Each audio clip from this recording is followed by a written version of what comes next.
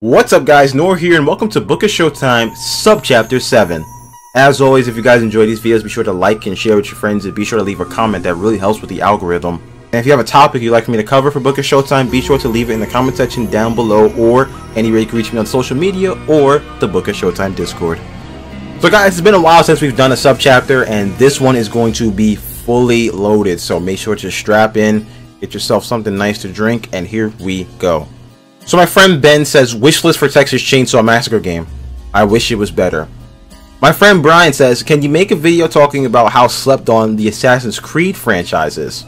I think Assassin's Creed is exactly where it should be. I don't think it's overrated, underrated, overlooked, anything. It's a very, very good series. And while personally I haven't played one start to finish, I thoroughly enjoyed the multiplayer in Revelations all the way to Black Flag, which, please bring that back to Ubisoft. That multiplayer was goated. Can you imagine that multiplayer from Revelations in today's climate with Twitch streaming and all that? That would be awesome. I do respect Assassin's Creed, its longevity, its universe, its icon status, but when a game of that size and scale starts to come out every year, the allure tends to fade away and fatigue does set in. Now, I know I might come up as a hypocrite for saying that because I've played every single Call of Duty day one since Black Ops 1 with a few exceptions, but the campaign in Call of Duty is around 6 to 8 hours on average, and the multiplayer and side content like zombies it's really how much you want to get out of those things. Assassin's Creed games can be around 30 hours, and Valhalla itself was just 50 hours if you focused on the story alone. That's a lot. Now, I know that the games don't drop every year anymore, which is probably the greatest thing to happen to that franchise, but they still need more of a break between games to really make this franchise great again. Assassin's Creed Mirage came out, and I saw that it was stripping back some of the RPG elements and the scale of the game overall, so hopefully that game is a step in the right direction. I'm really looking forward to playing it. So do you guys remember back in Subchapter 4 when we talked about this game, Ultimate Rivals? Well, true to Chief Marketing Officer Jack Dalrymple's, I really hope I'm saying his name right, they did rebrand as Infinite Victory, but it doesn't have any of the licensed athletes? Wait, what happened? Hold on. And now there's a focus on NFTs? Okay, hold on. First off, how did this happen? They had major stars from every sport and now NFTs? Really? This is a massive letdown, as Ultimate Rivals was a game I was plotting on. We haven't had a good game like NBA Jam on Fire Edition since 2011. In fact, the servers for NBA Jam on Fire were recently sunsetted, which, imagine my surprise when I found that out. And NBA 2K Playgrounds is just... it's too stiff, slow, it's boring, you know? I really didn't like it. EA, please bring back NBA Jam and NFL Blitz too. Heck, I'd even settle for Madden Arcade. You guys ever played Madden Arcade on the 360? Just bring back the fun, over-the-top sports games. In Chapter 33, we constructed a new PlayStation All-Star Battle Royale game. So Mermaid Man had a lot to say, and you can pause and take a look. I'll leave it up as long as I'm talking about this comment. But Mermaid Man, you know, Lara Croft is a good one, and I think she's in the class of characters and series that started on PlayStation. And in fact, when I think of the original Tomb Raider, I think of the PS1 era Lara Croft. I also wanted to stay away from characters like Spyro and Crash, because I feel like they'd be better suited for Smash Bros, if that makes sense. Venetia also had a lot to say, so I'm going to leave that on screen as well. You can pause and take a look. Now, Vinny does mention Slayer of Demons from Demon Souls and Wander from Shadow of the Colossus, and in the latter's case, I was thinking of including Wander in my list initially, but I didn't have that strong of an opinion on both the character and the game, so I held off. As for the Slayer, you know, that's actually an underrated pick because most people wouldn't associate the Souls game with having PlayStation origins. Demon Souls currently, as of this recording, is only available on the PlayStation family of systems. Vinny also mentioned some Silent Hill representation, and with the 200 Silent Hill projects dropping in the next couple of years, it would make a lot of sense that they would get represented here. They also are in that same class as Lara Croft. Silent Hill started on PlayStation. So Ahmed Sharif says, talk about the best and worst endings of games you played, and I actually went to Twitter to ask people for their opinions as well. We'll start off with mine though. I briefly talked about this game in the past, but I'm going to talk about it today a little bit more, and that's Soma. Soma was a pretty standard first-person horror game where you couldn't defend yourself, you know, the YouTube horror games. But the story, man, that was a really good story. In fact, if you have the game now, they actually added in a mode where there's no monsters, so go ahead and give it a try if you want to experience it. The premise of Soma is that a man, Simon, wakes up in the future and finds that the machines and robots in this facility, they think they're human. This is because there was this experiment taking place where humans were kind of constructing digital states of their minds so that they can live beyond this world-ending event that took place. The ending of the game sees Simon and this scientist, Catherine Chun, who's been assisting him the entire game. She's being carried around inside this PDA device. They launched this supercomputer called the Ark into space to be solar powered, which allows the digital minds to live much, much longer, possibly forever. However, the minds aren't transferred into the Ark, they are copied into the Ark, and the Simon you played as didn't make the cut. Now this is something you do earlier in the game, but this is where it fully resonates to Simon, and him and Catherine get into an argument. Catherine, she then gets so upset, she short circuits. She destroys the device she's in, and she kills a lot of power in the facility, and worse, she leaves Simon alone. Now, I know this is not a happy ending, it's a very bleak and morbid ending, especially considering that Simon technically is immortal. He's in a machine body, so he can't sleep, he can't starve himself, he can't really kill himself. He's just stuck at the bottom of the ocean for as long as his batteries last. Again, I know this ending isn't a happy ending, but it sticks with you, man. I mean, for weeks after finishing Soma, I was waking up in cold sweats like, Simon is still down there. Very quickly, I'm going to talk about Psychonauts 2. This was one of the most beautiful games, if not the most beautiful game I've ever played. Not only was it so wonderfully nurtured in development, but the story and the themes of healing that are shown in the game, and how you're never too far going to atone and rebuild yourself, it was just a pleasure to experience, and it spoke to me on such a personal level. The game has such a happy ending, and I can't really describe it. I'm not going to spoil it. You just have to sit and play this game, experience the narrative in its entirety, just to have a really like a grasp of on why it's such a good game, such a good story. But the ending, it was heartwarming. Everyone went home happy. It's a wonderful story. As for worse, let me tell you something. I wake up extra early to have more time to slander The Last of Us 2. While the gameplay was improved upon and the voice acting and graphics and details are nice, the story structure seems a little bit odd to me. The theme of The Last of Us series to me is that there's no good guys, there's no bad guys, everyone is in this morally gray area, and it's also hard to create a story where both the main characters, you know, you play as Abby on one side and Ellie on the other, both of them aren't exactly good people, and they also spend a significant amount of time essentially villainizing each other. You can't create a story like that and expect everyone to be happy or satisfied. The ending of The Last of Us 2 saw Ellie finally have Abby at her mercy, just to let her go. We spent around 10 hours fighting as Ellie, fighting all through Seattle, killing everyone she came across, having her friend Jesse die, Joel's brother Tommy got crippled, and then she abandoned her new life with Dina and the baby to track down Abby again just to let her go. Ellie returns home missing fingers and her family, and it wasn't satisfying at all. In fact, I think Abby's conclusion was much better, as we know she's setting out to reunite with the Fireflies, and that's kind of a more uplifting, fulfilling ending. The argument could be made that this ending for Ellie was intentionally bleak to set up a third game, but why? You know, I always felt the original Last of Us didn't need a sequel. It was a borderline perfect story. If there is a new Last of Us game, maybe showcase another side of the apocalypse, but I don't know, the way what they did to Ellie's story, it just doesn't feel... I could be wrong, and the entire point of the game is to have this unfulfilling ending and kind of show, hey, this is what revenge will do to you, but come on, they could have done better. Next and last for me, Heavy Rain. Heavy Rain was a decent game, and it would have been a better game had you not found the twist out about 30 minutes in. Heavy Rain sees you play as 4 protagonists trying to figure out who this infamous origami killer is, making various choices that will impact the outcome for everyone involved.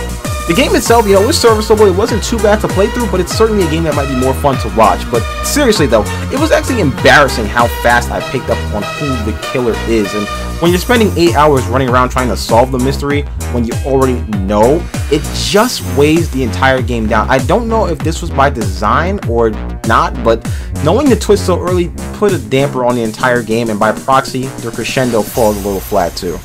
So my friend Vinny, she had a lot to say, and I'm going to leave this up on screen as I talk about them, and I'm going to pick a couple.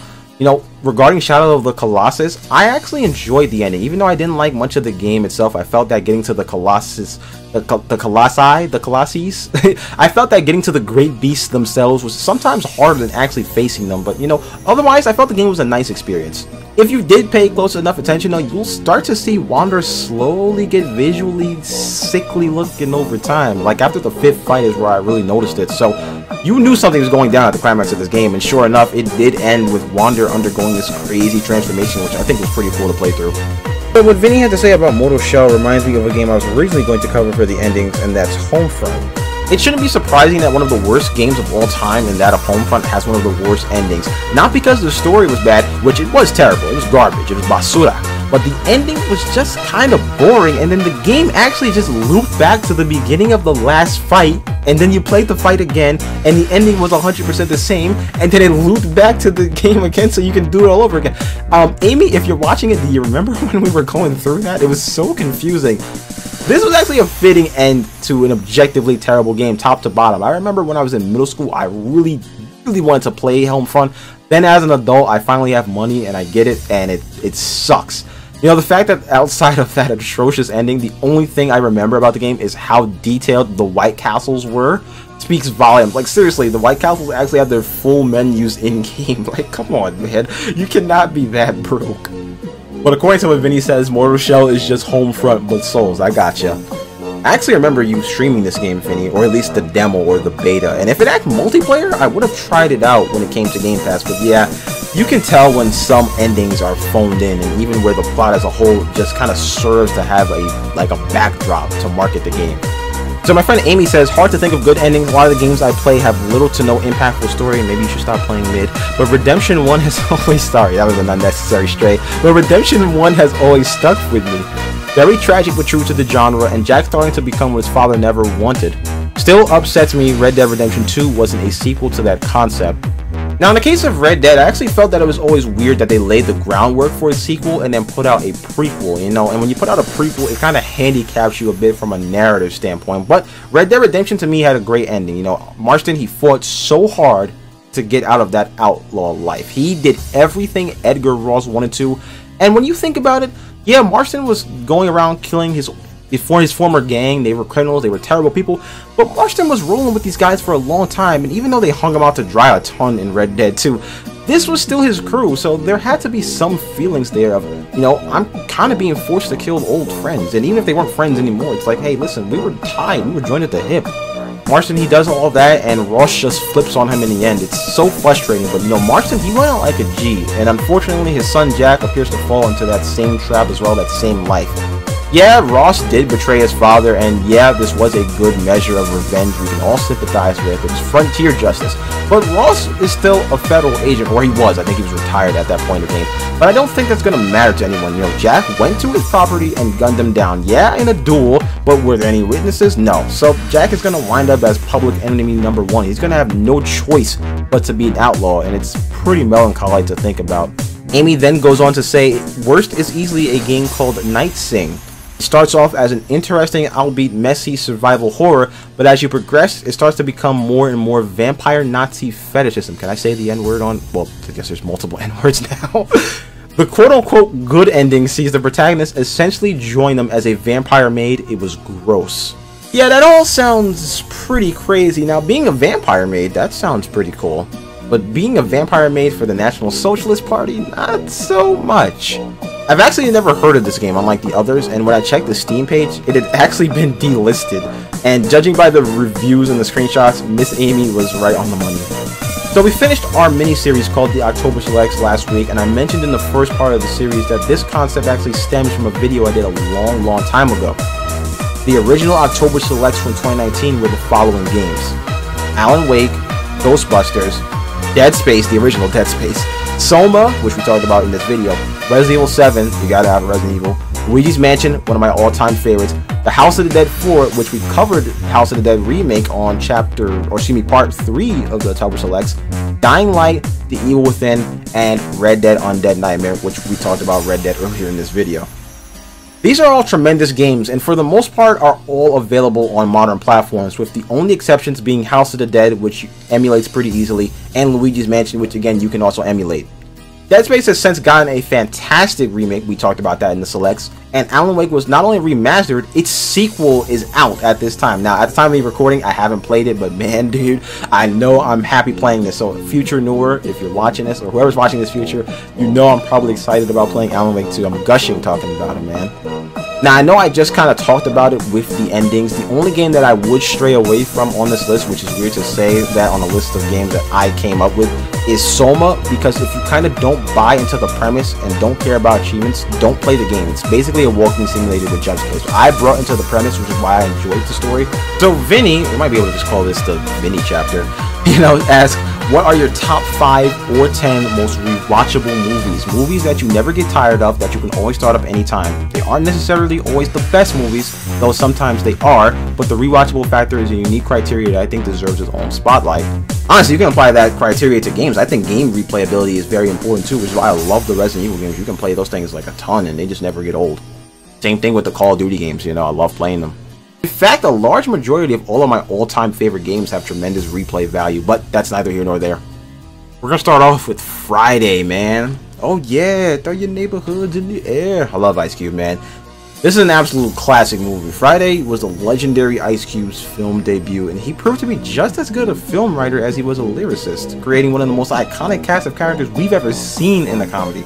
I've watched this movie many late nights with my friends, and while it never gets old, it does kind of get increasingly somber to watch, as many of the actors in it have unfortunately passed away, which also, by proxy adds a little bit to the legend of Friday, and why this film is kind of held in high regard.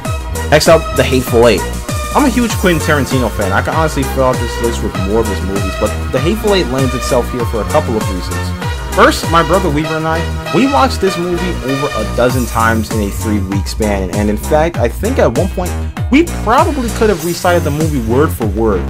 Second, this is a movie that you need to rewatch a second time, as many things done and said by the characters make more sense after a twist is revealed. Tarantino, he's a master at his dialogue, man. All his talking scenes, they're great, and every scene building to the climax, it was just very well done. Next up, Spider-Man. Hot take, but I think the original Spider-Man movie still clears all the others. I'm talking the Amazing ones, the MCU ones. I really believe that it still clears. The original 3, I'm sorry. Tobey Maguire Spider-Man, he's definitely my favorite version of the character. I love that he has organic webs. I just think that's really cool. I just wish he had better taste in women, because good God, MJ is for the streets in these movies. Every time I've rewatched the trilogy, she gets worse and worse. I don't know how, but I digress. Now, I love all the original Spider-Man movies practically the same, but the first one gets the edge just because of how legendary Green Goblin is.